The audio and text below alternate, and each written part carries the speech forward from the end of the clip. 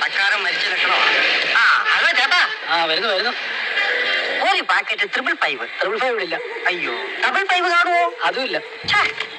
ഒരു packet single five ഇങ്ങനെ വാങ്ങി വെച്ചൂടോ. ശ്രമിക്കാം. അടച്ചിട്ട് മണല് വരാൻ പോടെ ഇറക്കാം. മുയലാളി 555 ഈ നാട്ടിലും കിട്ടുമെന്ന് തോന്നുന്നില്ല.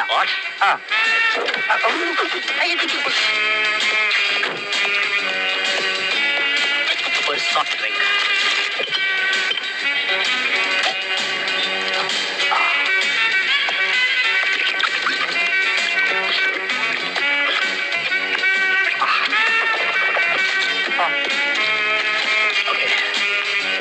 ചില്ലറയില്ല. ബാക്കി താഴെടുത്തോ.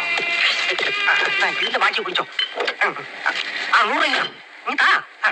ഈ 10 പിടിച്ചോ, അതിന്റെ ബാക്കി എടുത്തോ.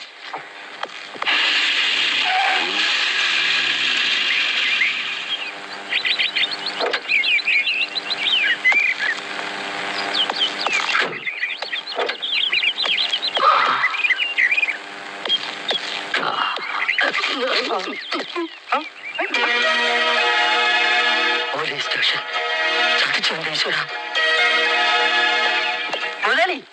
മുതലാളി ഇത്രയും കാലം ലോക്കപ്പിലായിരുന്നു താമസിച്ചിരുന്നത്.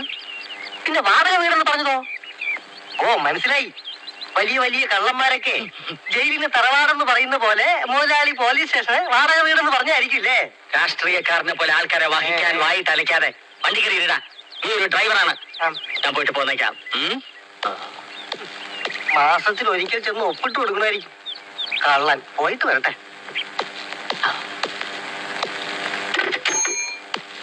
Good morning. ഞാൻ ഇവിടുത്തെ പഴയ ഒരു അന്തേവാസിയാ.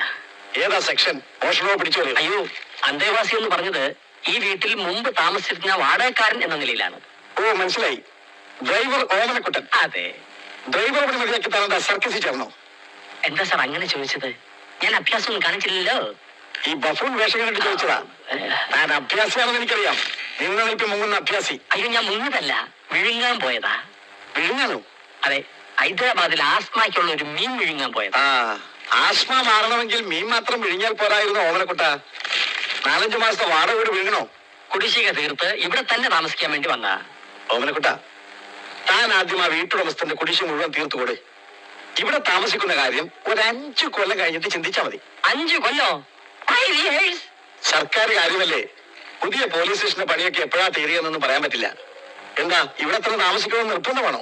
അല്ല, സാറും പോലീസുകാരന്മാരും കൂടും കുടുക്കെടുത്തോണ്ട് ഒഴിഞ്ഞു തന്നാലേ എനിക്കിവിടെ. ഓഹോ, അപ്പൊ പോലീസിന്റെ കുടുക്ക ഒഴിപ്പിച്ച് താമസിക്കാൻ വന്നിരിക്കുകയാണല്ലേ?